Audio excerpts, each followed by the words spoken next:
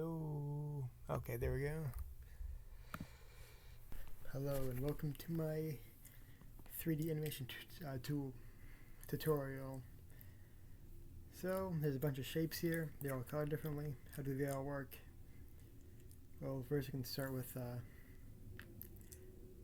I guess we should understand what these things are. So these are all bones. Each of these shapes move this thing all in a different way. And this is the armature right here, and parented to it is the mesh itself. This deforms this. So what you want to do is go to object mode and go to pose mode. That's going to be how you move the thing. So there's a lot of shapes. I made this all myself. So I guess let's start with how to move this thing.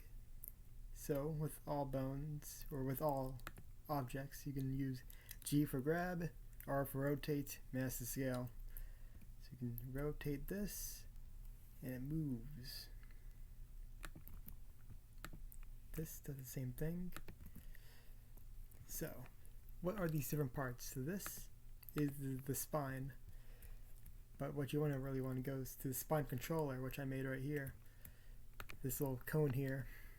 This will rotate the entire mesh, the entire spine, like so. Then over here are the hand controls. So if you try to move these little arms, they don't really move properly. That's because right now there's an IK constraint going on right here, and this is the IK. Basically, the arm will follow this as close as it can using some calculations to look natural or a bit, so I kind of messed it up. And this is the pole, which is kind of think of it as the kneecap or the elbow. So if you want to make them, also if you want to have these movements reflected, then you press this little thing with this little butterfly icon. So you can cross his arms and whatnot. His fingers can be moved, represented by these discs. So you can move these individual fingers as so. Or this little finger controller, which is the little arrow here. You can rotate it and it moves all the fingers like he's making a fist. And also the thumb, the same thing as well. And the legs also have their own IK constraints, or inverse kinematics, which is what they stand for. This is the IK, and this is the pole right here, represented by an axis. So if you want to move these things back to where they were, then you'd hit Alt and whatever constraint, like Alt G moves it right back to its right position. Alt R does the same thing, so if you rotate this in a weird way, then you hit Alt R and it fixes it right up. Oh, these are the shoulders. They're not connected to the arms, but they're their own thing. So if you want to shrug his shoulders, then you can do that. Kind of like this.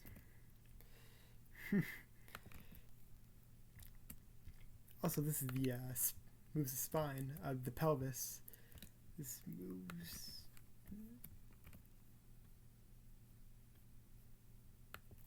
That does not work. I'll fix that later, or never. And also here's the neck, which looks ugly, and here's the head. So R grab, G, R rotates, G grab, and yes, S does make it bigger, but I wouldn't recommend doing that. Also, if you want to select everything, like I just did, you can hit A, and everything's selected.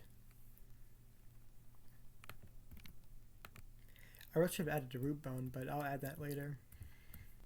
So you can pose them however you want. So if I want to make him do a little smug little thumbs up, then I can do like something like this. Also, you're allowed to move his hand, rotate his hand. So this little thing is his like wrist, and you can rotate that.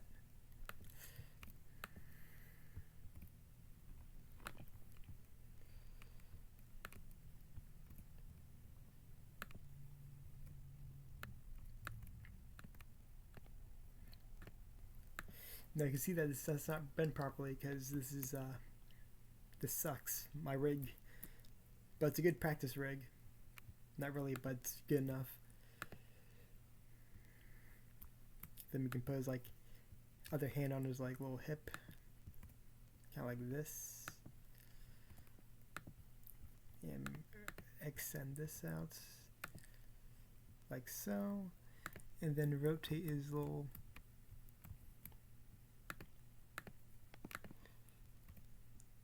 wrist like so.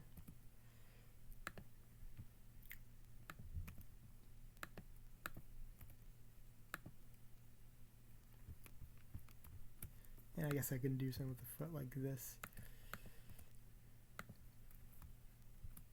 Now that is a cool guy.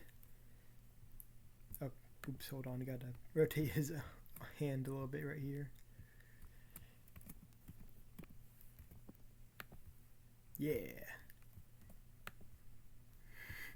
Also, if you want to hide this, and you can just go over to this little eyeball icon and just hide all this mess so you can see your final result. Look at him. That's a cool man.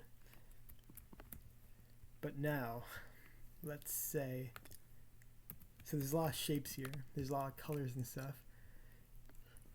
And this can be very visibly jarring if you don't want some of these things here. There's these little collections I made. So this is the torso, head, arms, legs, hands, arms IK, legs AK, and spine controllers. So you can hide these arms right here, the shoulders included, these little legs right here, the hands as well, and the IKs.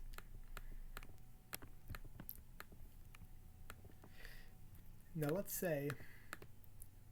just say you don't want these IKs, you just want to rotate the arm bones. Well, go to this forearm and go to this little like bone with the like oval around it. There's this little constraint right here. If you want to disable it, you hit this little icon, and now the forward kinematics, the inverse kinematics do not work. And now you can just rotate this arm like so.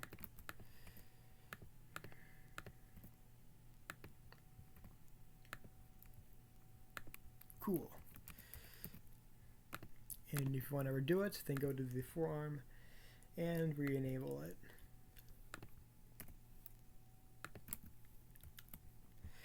Yeah, that's all for posing the thing. So this is your spine controller. This is your foot, your hands. If you want to reflect across, if you want to reflect your actions, then click this little X right here. Like you're jumping for joy. Now, let's say that this does not bend right. If you were an animator, what would you do? Well, what you would do is nothing. You would go to me to fix it, because because this is a mistake on my part, not your mistake. So A, Alt G, Alt S, R, just in case. And that's pretty much everything to moving this thing. Also, there's the feet, which is very important.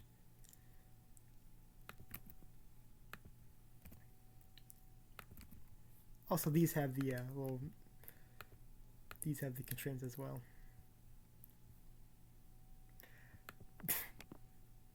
No, here. This is where the calves are, where the constraints are. So you can do the same thing. You can disable this and then rotate this.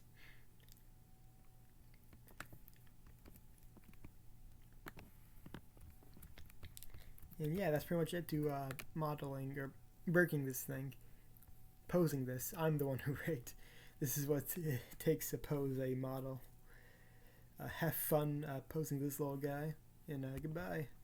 Time to end my recording software.